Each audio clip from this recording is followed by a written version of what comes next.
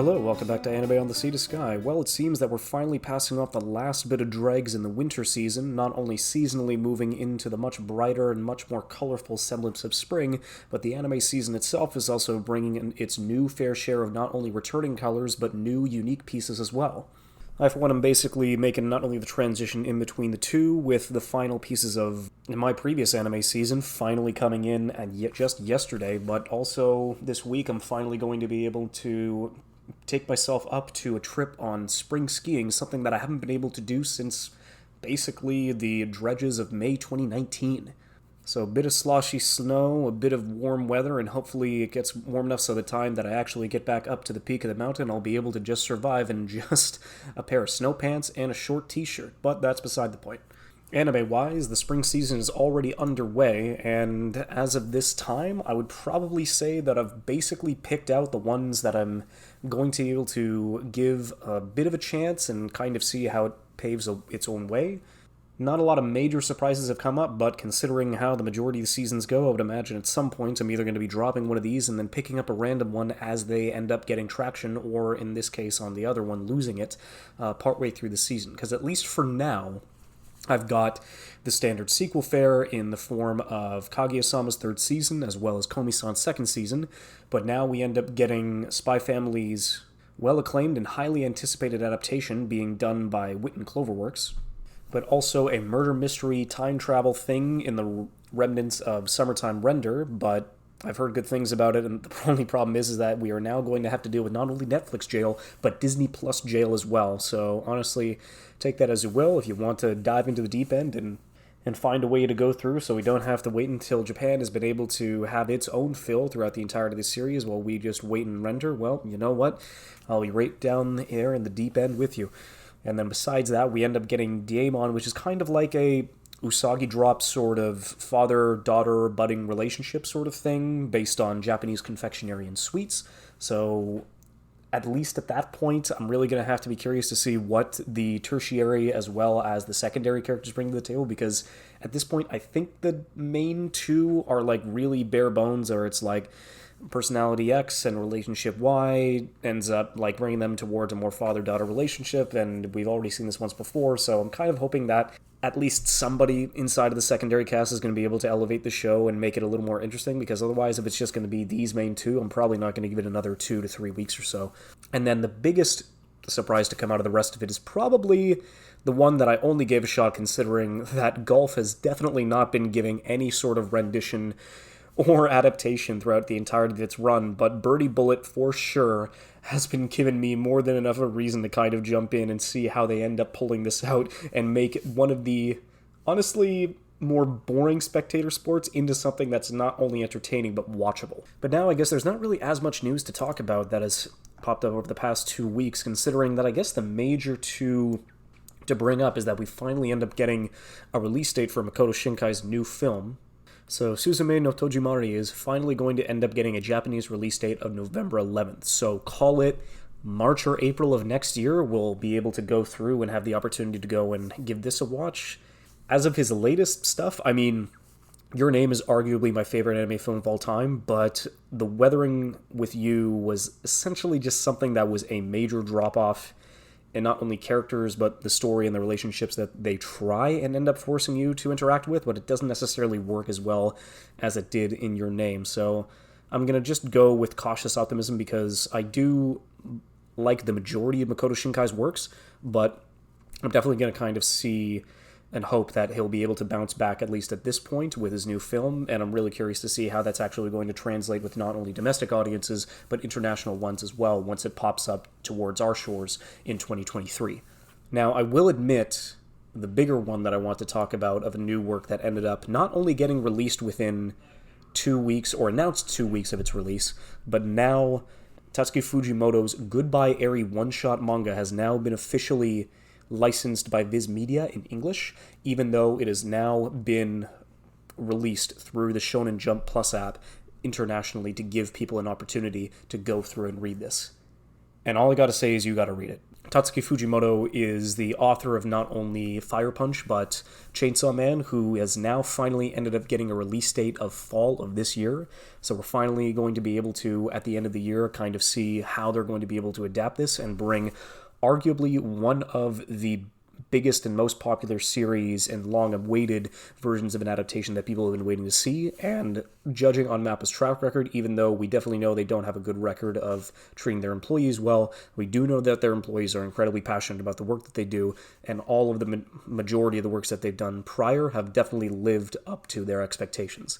And I'm really curious to see. But in the meantime, I would definitely go and give this a read, as well as his previous one-shot 140-page manga called Look Back, considering that that is a short story that he ended up putting out in July of last year, but now this one basically just cranked it up to 200 pages, even though there are a couple of pages that have a few repeating scenes and frames.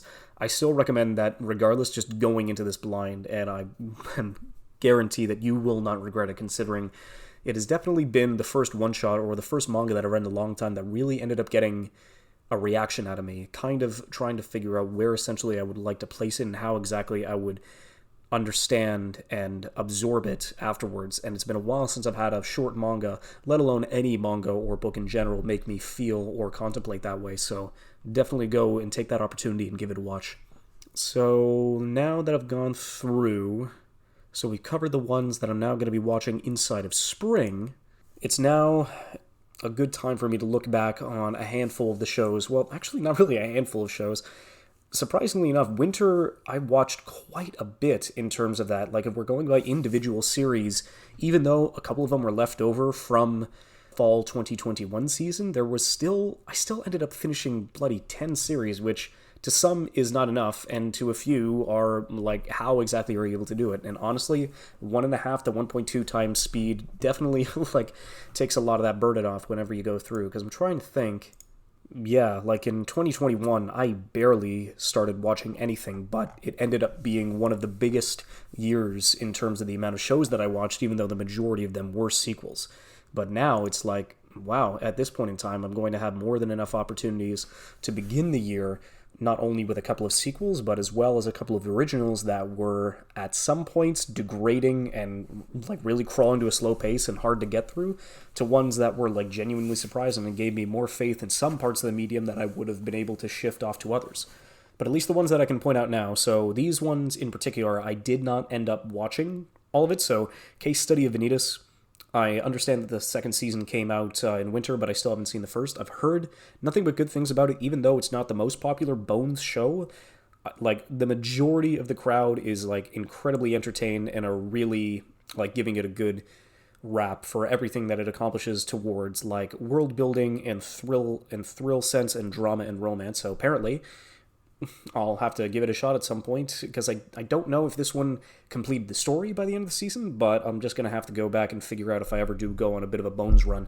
Princess Connect Redive Season 2, it's kind of the same deal where I heard, like, nobody has said anything negative about this show to anybody that's been getting into it, and I've seen a lot of good clips, a lot of good screenshots, and a lot of good reviews from everybody that's going into it, considering that even though it is a very, like, awkward, like, self-insert amnesia story that seems awkward, it, like, the rest of the cast has more than enough charming to cover its own bases and bring it back up to an elevated quality where, kind of like Symphogear, where not as many people watch it, but wow, does it, like, get the most out of everybody's reaction for sure. Akebi-chan's sailor uniform was also something that apparently was like, oh yeah, no, it's a nice tranquil slice of life. It got memed on, considering that it was the toenail clippers in the first episode, and that's the major thing that I brought away in the first half of it. But apparently by the second half, when everybody is going through and making friends and having a good time, it was definitely one of the better parts of everybody's week who ended up to tune in and watch it. And finally, World's End Harem.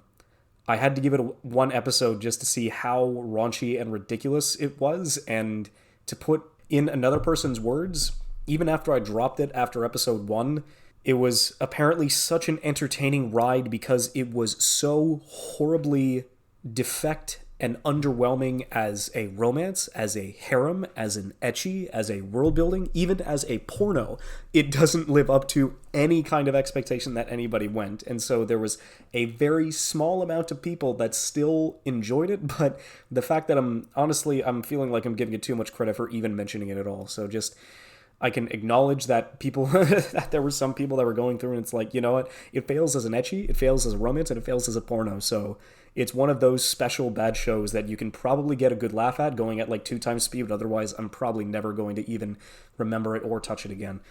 So I guess I'll go and start with the sequels that came through and were either leftovers from the fall season of the previous year or ones that ended up popping up this season that finally ended up having its second run inside of the winter 2022. So I would say, unfortunately, the most underwhelming sequel out of all these was probably Lupin the Third Part 6, where it was fine. Some of the story episodes were fine. The standalone episodes were fine. It was just such a hard 5 or 6 out of 10 show, like, by comparison. I still think that of the 3 modern Lupins, I do think that part 4 is probably my favorite, with part 5 very close behind, but part 6 is unfortunately something that really seems like they're trying to continuously keep the legacy going, but they're finally like running out of gas and falling short. So I would still give like part 4 a watch, considering that even though you haven't, like me, I have not jumped into the over 200 episodes of Lupin the Third between part 1, 2, and 3, as well as the over a dozen Lupin the Third films that have essentially popped up over the past 40 years. It's still a bit of a pick and choose, but if there was ever a place for you to get into the Lupin series, I would either, by series, I would get part 4 to be the one at the top, and if you wanted a movie to go through, then I would definitely go and watch Hayao Miyazaki's Castle of Cagliostro. Like, that is definitely like some of the easiest like entry points to this franchise, and I would give both of those a glowing recommendation. But unfortunately, Lupin Part 6 didn't really live up to its predecessors, and it kind of just fell flat towards the end of its run.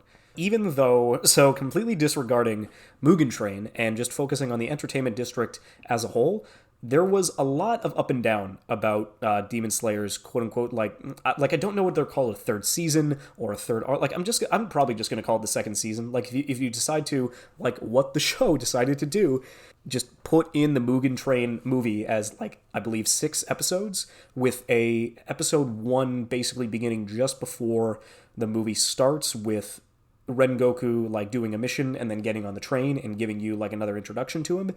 And then I think there was, I literally can't remember because it ended so early, is that there was either 10 or 11 more episodes that focused on the Entertainment District arc that happened after the Mugen Train arc. And it was such a whiplash up and down sort of deal where when they finally got to the fights, there was legitimate cause for hype with the new Hashira, whose name that I can't even remember, so Sound Guy might just be the best. So, I mean, at least there was less Zenitsu. Like, Inosuke was a more prominent entertainment district worker than Zenitsu was, so at least we got to look at Boar Boy a little more. There was not really a lot, like, whenever they were doing surveillance and going through, there wasn't enough comedy to offset whatever drama. I would say the biggest disappointment of the entirety of the entertainment arc was basically how they treated the main upper 6 demon that was voiced by Miyuki Sawashiro, who was somebody who felt deeply in control of everything that she has done in order to not only just grip her tendrils into every nook and cranny of the entertainment district, but also somehow become one of the more prominent entertainment figures, as well as be one of the most important figureheads of the entire district, but still hiding the fact that she's a demon and has been around there for several decades. She was threatening, she was malicious, she was cunning, she had every single possible way to kind of go through and figure out how she would be able to control such a major player without having to rely on much else but her and her own obi. And she was threatening as all hell, especially with what Sawashiro was able to bring to the table, considering that not only is she able to pull off sexy and having a dominant personality, but then also be threatening and malicious and cunning, as well as someone who is utterly just scary in all semblances of the word. By the time they get to the fight and they beat her for the first time, she becomes this whining, effervescent, just sibling and squealing child. All of the malice, all of the threatening aura that she was able to push towards like 6 episodes of content just flew out the window. And she was and like I said before, no more threatening than a child. And she just lost her shit and became so just such a piss poor antagonist for the rest of the fight, which is unfortunate because it ends up getting passed on to somebody else. But like, wow, they just fucking like, oh yeah, no, I'll write her good, I'll make her malicious, and I'll make her terrifying, but nah, at the end of the day, she's a woman, so it's like, she can't necessarily hold that much power by herself. It's like, what the fuck are you talking about? You're literally just going to pull the rug from not only under her, but under everybody else to believe that she was actually the one in control, that she was the one that was heading the entirety of this district. But it's like, no, it's not just her. She wouldn't be able to do this by herself. Muzan wouldn't. Muzan would never trust any of his upper six enough to believe that she would be able to do it on her own. And it's like, oh, for fuck's sake, dude, are you kidding me? You're really just going to throw that, like, little bomb in there to make sure that she was never the one in control, that she was never threatening, that she was never the one that absolutely had every fucking main character in this series by the balls, and that they could do nothing to stop her? No, she's just mentally weak, and she can get one shot by Hashira. It's like, well, 1 step forward, 2 steps back, I guess. Christ. I will admit that the ending fight definitely comes close to, I don't even remember the episode anymore. I can't remember if it was episode 19 or episode 22 in the first season, where it was the episode that broke the internet, broke Twitter, broke everything. I would say this is damn near close to that, if not better. I just don't really know where to put it, because there's only like 3 major fights that you could like put up inside the upper echelon so far inside of Demon Slayer's one, which would be the final fight of the Entertainment District, the fight between Rengoku, and just the episode 19 or 22 like spider fight. Like, that's basically the top 3 at this point. But the fact that they're able to get that within an average of like once every 12 episodes doesn't mean that the action in between all of those is lacking either. Because if there's one thing that I can give Demon Slayer, is that its action is consistent with even higher highs and like rarely any lows to see inside of like any part of its production, because that's what eFootable does. They acquire and produce an exceptional amount of polish to all the works that they end up going through with their 3D compositing and all the assets that they've been able to hone and tone throughout the rest of their careers. But I mean, that's what they do. They do an exceptional job at whatever project that they've been poised to do, and Demon Slayer is no exception. So it's Demon Slayer. I'm still going to keep it moving forward. I still think it's like a high 6, low 7, because I still do not care for any of the characters, but the production as well as the action is definitely something for a shonen to be well above average than the majority of its predecessors. So that's basically the only major positive thing I can give it. But yeah, no, at this point in time, it's like, okay, I'll watch, what is it, the Sword Village, something or other, which I believe is coming out in 2023, I think, as they've got to have, like, at some point, a bit of a break between the rest of it. So, yeah, I'll kind of just let that go and see what happens once the next one comes up. Attack on Titan Season 4, Part 2.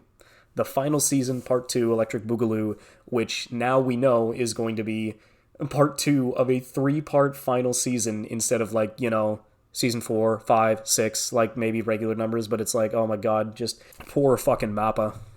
I don't know if their marketing is genius or something that needs to be like, dude, you need to know what numbers mean. You can't just do like Season 3, Part 1, Part 2, Final Season, Parts 1, 2, Final. And you can't just go all Gintama on your final parts of a season. But I'm glad that we know that we've been given more than enough time, and we know that with this extra 3rd part that they're going to be able to have towards finally making the ending of the final season, I'm still going to be waiting with bated breath, because it is something that I was anticipating the most every week out of this season.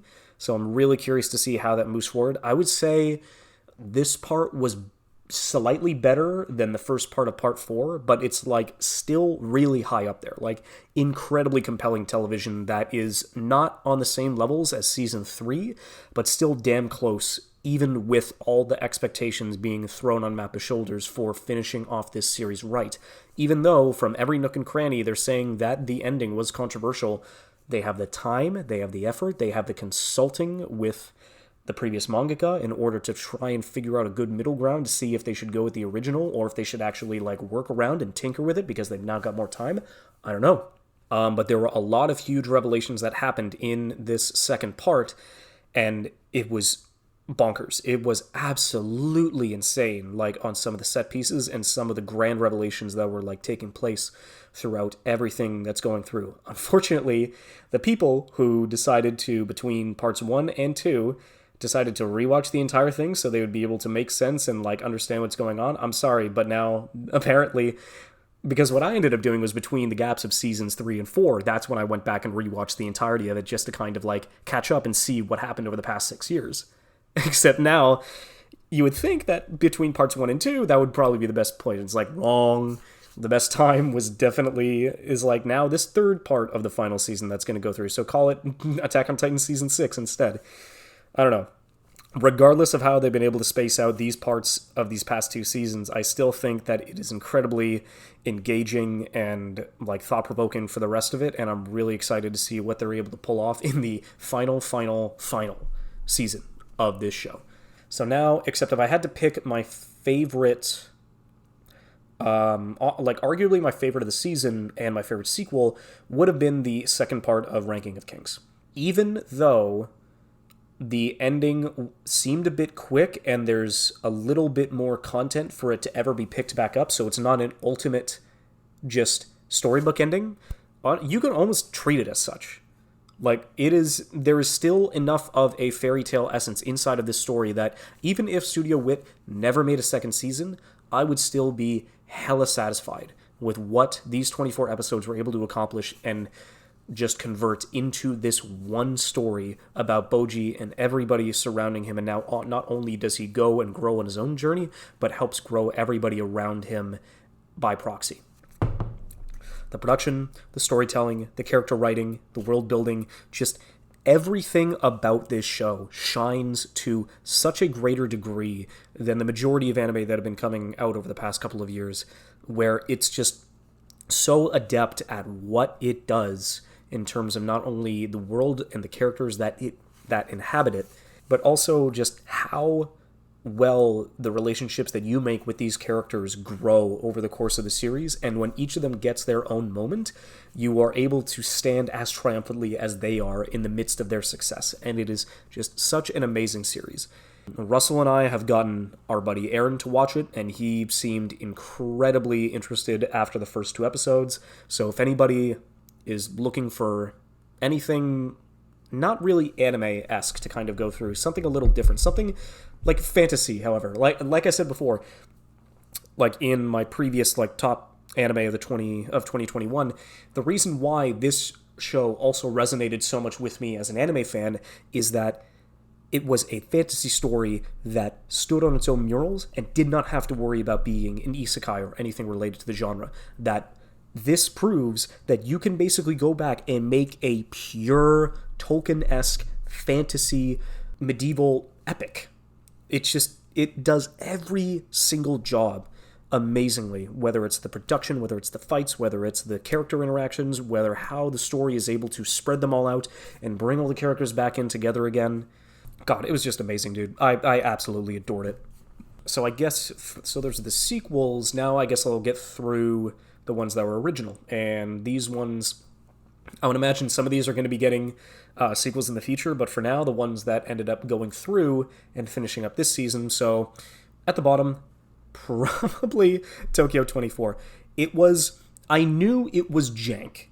Not only because it's done by Cloverworks and their original projects that are kind of like at the bottom because there was Akebi and there was another show that we'll get to later that it was the third child of this studio's like bit, and it was also an original. So you knew that because there was already production issues within the first 2 episodes. Not that it was showing in the first 2 episodes, but there were like tweets and rumblings about how this show was already behind by the time it already started airing, that some episodes were not even close to completion. Like, it was so ridiculous how much of a grind, and it's tragic because it wasn't even like, it was good in the first 2 to 3 episodes, and then it never really picked itself back up from the rest of it, because the show was so good in the first episode that it was bonkers. It did not take itself too seriously. It was so balls to the wall and just off the wall and balls bouncing everywhere that you couldn't necessarily like keep up with its energy. And it was so ridiculous and over the top that it was like, you know what? If the show decides to commit to this kind of tone with this like basic trolley problem setup with a superhero, a bureaucrat, and a super hacker, like, I'm really curious to see how they pull that out. And unfortunately, they tried to go too serious and too sincere in its storytelling, that by the time the production issues finally started rearing its ugly head, it was like, I don't know, like, because I don't care, they're not going crazy enough. They're trying to focus on character relationships and making you care about everything that's happening, and like really like hoping for the dead man's wife and the dead childhood friend. And it's like, this is so sad, guys. It's like why can't we focus on the character drama and the rest of it? It's like, no, the character drama was not why I started watching you. It was literally because of how fucking crazy and insane your concept of like a modern day superhero would be. But it never really picked itself back up. So unfortunately, like, of all, this was probably the most disappointing of the shows that I completed throughout the entire season. So I just hope that Cloverworks can pick themselves back up and do another original project someday, because I really feel like at some point they will finally strike gold and have the talent. But to be fair, the rest of the adaptations that they've been doing have definitely been up to snuff, so at least they've got that to fall back on. I think Hakozume, or Police Pod, was something that really only got me because we were focusing on characters in their 20s and their 30s, where it was definitely one of those where, even though it was Japanese cops going in between the Japanese municipality and police system, there wasn't really much else that the show brought to the table, unfortunately. So it was kind of unfortunate that they were able to go through and not keep everybody as entertained as it was. Like, they tried to make it zany, they tried to make it go through and entertaining for the rest of the watch, but it didn't necessarily live up to a lot of the stuff that it ended up going to actually try and finish up on. It did try, and like, the comedy was good in the majority of the time. I really liked it.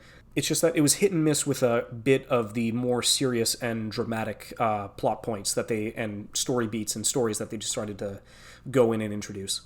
So I would say it was hit and miss. It was an interesting slice of life / drama show that actually featured working adults, which is definitely something that you don't really get a lot in animes, but unfortunately I don't think it was enough to keep it interesting.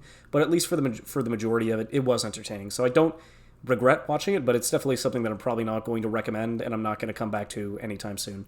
The most interesting show out of all of these, for sure to came out on Netflix, done by the creator, which I'm pretty sure I talked about a couple of times through news, the creator of Denocoil, which is arguably one of my favorite sci-fi shows and sci-fi anime in general, about, kids who were born on the moon and how they're going to have to work to interact and grow back up on planet Earth, and how their bodies will accustom it, and how not only their hacking skills will able to go through and help save the day in the midst of a space station that is now being occupied by, Earthling tourists.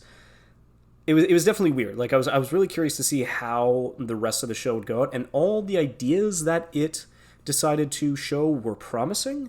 I would say it just wasn't as entertaining, or it didn't really follow through on its, because the majority of the stuff that the show ended up trying to go is like such like literal ninth dimension thinking that it, like, even though the problem that they tried to solve was so simple, not really simple in practice, but just simple in theory and execution, that it's like, no, well, I'm thinking in the ninth dimension, but in order for me to go through and process this, I'm going to have to like tone it down and try and make sure that everything around this story will actually be able to go through and make sense in the end.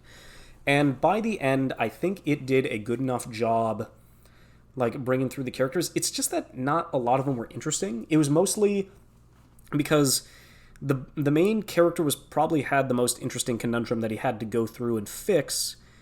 It's just that the rest of the characters didn't really live up to the rest of what he was able to go through and accomplish, and definitely wasn't as interesting as the main set. Like, I can't even call it a main duo, because the UN hacker wasn't really interesting. He was just a good boy that wanted to follow the rules, but he's going to have to break the rules at some point in order to make the right decision.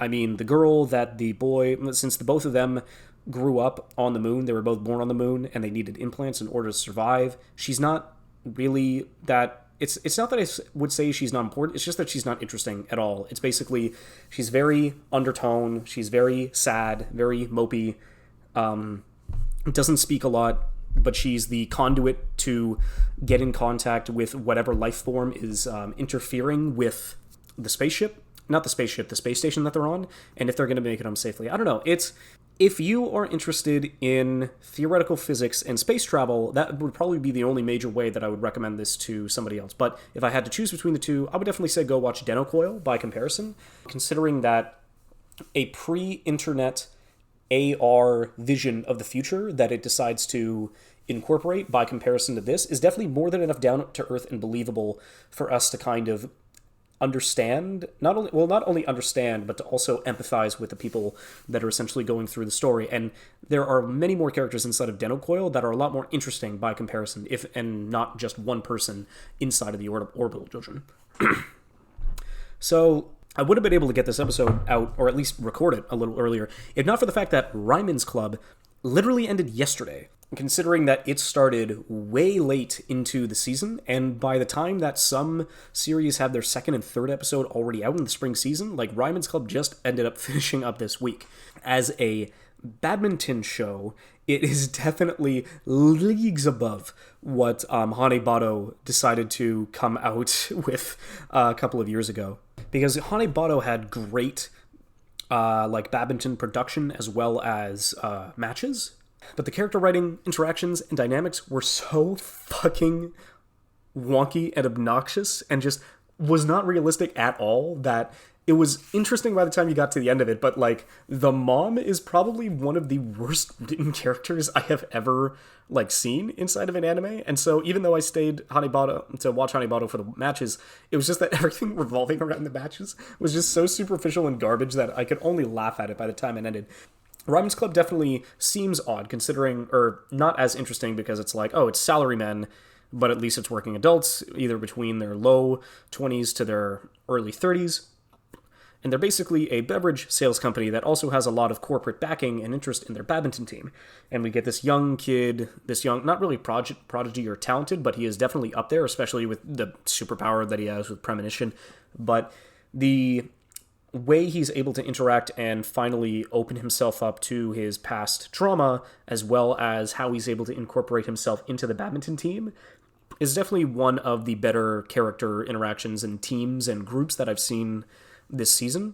Especially considering that everybody inside the badminton team gets their own time to shine. Like, it definitely, outside of the main duo, like, probably the dad is arguably, like, my favorite of the bunch, if not the coach. But the coach himself doesn't really have the opportunity to get too much of a deep backstory. So, I don't know. It's just that everybody inside this badminton team, even though the badminton matches aren't as good as, like, production-wise as Hanebado, which is a really tall wall to climb, all of the matches themselves are serviceable to not only, like, get you invested and get hype, but because I was interested into how the characters were going to interact, even though some conflicts were very, like, maniacal villain laughter-esque, like, forced conflicts, they were still more than good enough to kind of, like, drive it forward and actually give more than enough of a reason for the characters to fight back. And I definitely appreciated how those guys were able to bond, not only as a team, but as friends that were able to go through and move forward. So I don't think I would recommend it, like, really highly on, like, the sports totem pole, because it would probably be more slice of life than sports anyways. But it was still well enough to kind of, like, work through and did more than enough good inside of its run than most sports shows do in terms of their characters. So at least I can give it that. So the most talked about, I believe it was the most popular show of the previous season besides Attack on Titan and Demon Slayer, now that I figured that out. So call it the first season, the most popular first season of this season was definitely Dress Up Darling, or Sona Bisque Doll. And so I'm pretty sure I talked about it at the at the beginning of my winter 2022 look around, where it's like, okay, well, this show is so much hornier than I remember it being, even though I picked up this manga back in 2018.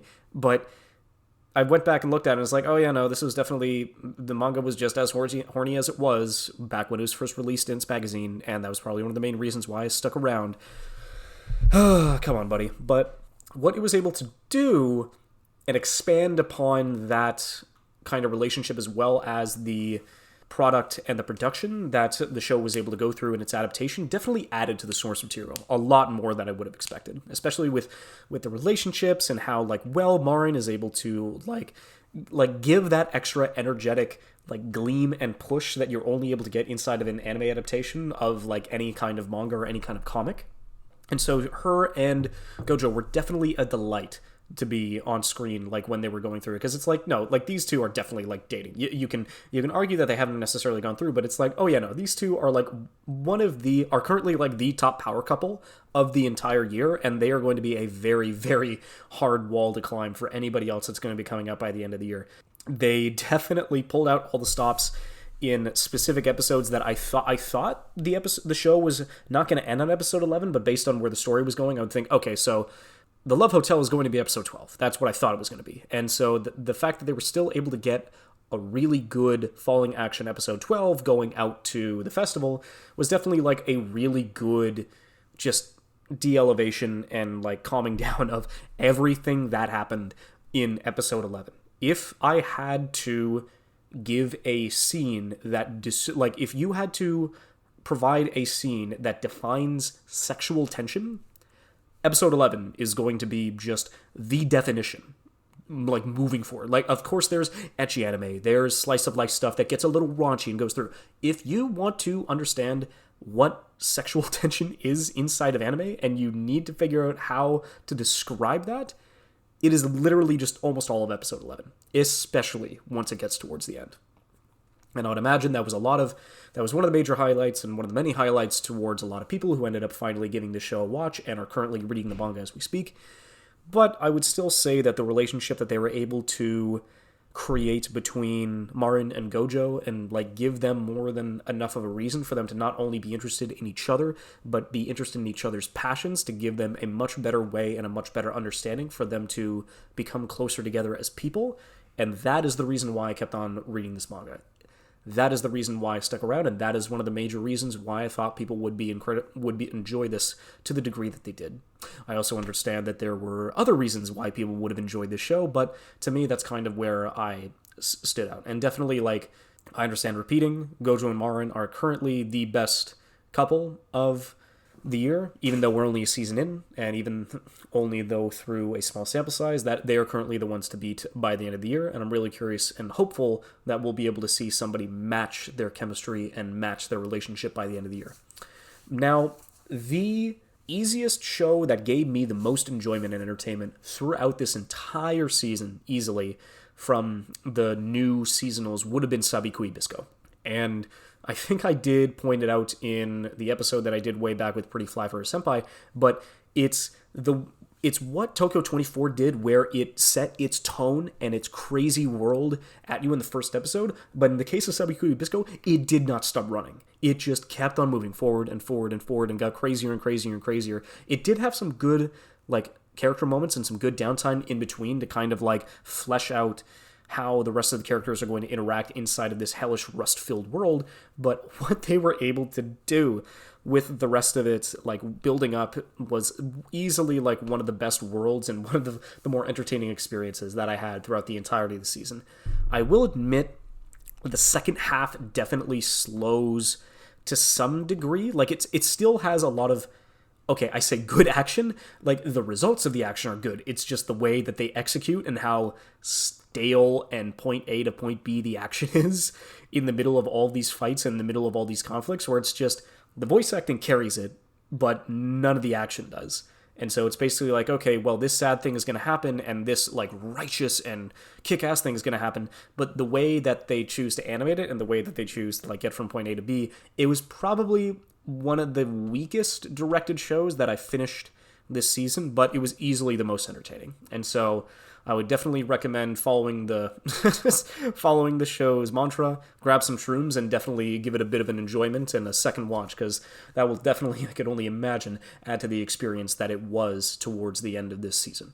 So now I guess I'm going to have to go through, do this quickly, and get myself back up on the mountain, so I'll actually be able to go through and enjoy the last couple of days of the season before we're going into spring, allergies, and essentially the precursor of the heat that I know is going to be popping up in a couple of months. So, I mean, I do like the shoulder seasons, spring and fall, a bit more, considering that the temperature, at least on the West Coast, is so mid, and it's such a good middle ground that it's definitely one where not only am I good with sitting inside, but I'm also good with either running or going out and doing activities, and basically able to manage everything around it without being too cold or too hot. Like, it is the perfect middle ground for the rest of it, and I'm going to at least go out now and figure out what I'm going to be able to do to not only experience the sun on the peaks, but also the snow and the slush.